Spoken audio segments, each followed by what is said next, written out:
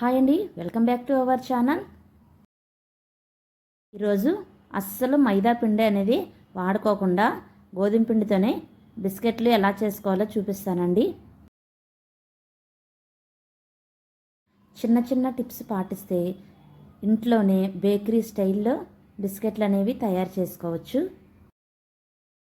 ఈ బిస్కెట్లు తయారు చేసుకోవడానికి ఓవెన్తో పని లేకుండా స్టవ్ మీదే ఈజీగా సింపుల్గా ఎలా చేసుకోవాలో ఇప్పుడైతే చూపిస్తానండి. ఈ బిస్కెట్లో ఉన్న ఇంగ్రీడియంట్స్ అన్నీ కూడా మనకి ఇంట్లోనే ఉండే వాటితోనే బిస్కెట్లు అనేవి తయారు చేసుకోవచ్చు. ఇప్పుడైతే ప్రాసెస్లో అయితే వెళ్దాం. ఇప్పుడు ఒక బౌల్ తీసుకొని అందులోని బటర్ వేసుకోండి. ఇది 100 గ్రామ్స్ బటర్ అండి. ఈ ప్లేస్లో మీరు నెయ్యి అయినా వాడుకోవచ్చు. ఇప్పుడు ఈ బటర్ అంతా గిన్నెలో వేసుకొని, ఆల్రెడీ బటర్లో సాల్టెడ్ బటర్ అండి, ఇది అన్సాల్టెడ్ బటర్ కూడా ఉంటుంది. అది తీసుకున్నామంటే మనం ఈ మిశ్రమంలో కొంచెం సాల్ట్ వేయాల్సి వస్తుంది. ఇప్పుడు నేను సాల్టెడ్ బటర్ తీసుకున్నాను కాబట్టి ఇంకా సాల్ట్ వేసుకోవసరం లేదు. ఇప్పుడు ఒక మిక్సీ గిన్నె తీసుకొని 1 కప్పు మెజర్మెంట్స్ పెట్టుకోండి. ఆ కప్పుతోనే పంచదార వేయండి. వేసుకొని మిక్సీ చేసుకుంటే మెత్తగా పొడిలా అవుతుంది. ఆ పొడిని ఈ బటర్లో వేసి స్పూన్తోని చక్కగా ఇలా బాగా కలిపేయండి. మొత్తం పంచదార అంతా పిండి వేసి బాగా మెత్తగా జారుగా వచ్చేటట్టు కలిపేయండి.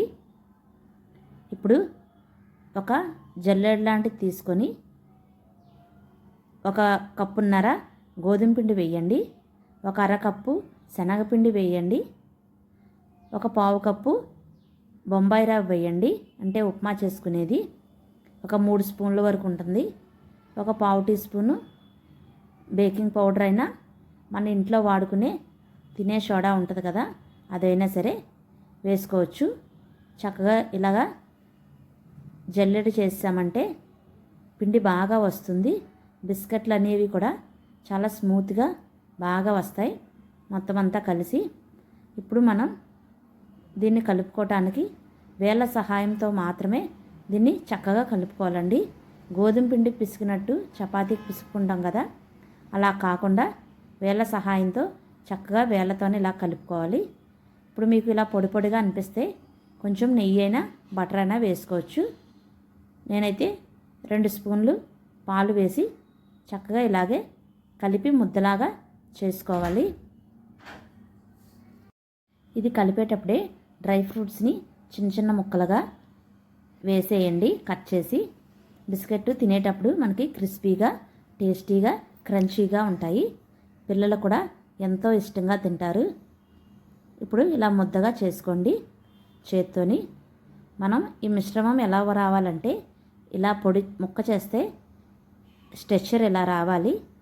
ఇప్పుడు మళ్ళీ అలాగే చేసి మూత పెట్టి 10 మినిట్స్ అని పక్కన ఉంచేద్దాం. ఇప్పుడు మనం ఈ బిస్కెట్లు చేసుకోవటానికి స్టవ్ వెలిగించుకొని ఒక వెడల్పుది కళాయి ఏమైనా పెట్టుకోండి.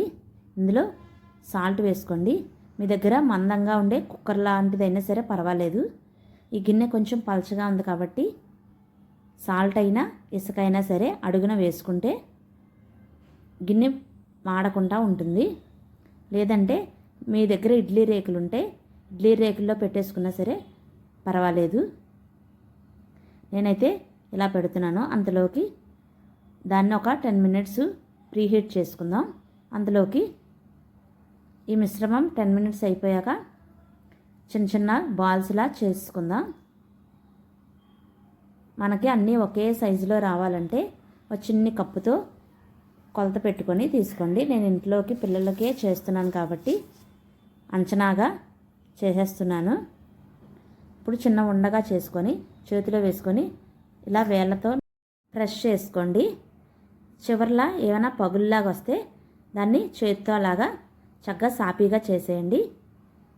దీనికి చాకుతో ఇలాగా డిజైన్గా పెట్టుకుంటే బిస్కెట్లాగా చాలా బాగా వస్తాయి. ఇప్పుడు ఒక పళ్ళెంలో బటర్ పేపర్ ఉంటే బటర్ పేపర్ వేసి పెట్టేయండి.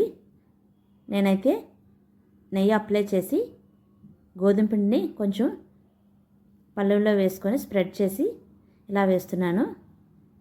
మనం ఇలా అరచేతిలోనే ఆ ఉండ పెట్టి ఇంకో చేతితోనే మనం ఇలాగా చేసుకోవచ్చు. వీడియోలో చూపిస్తున్న విధంగా చాక్తో ఇలాగా డిజైన్గా పెట్టుకుంటే చాలా బాగా వస్తాయండి.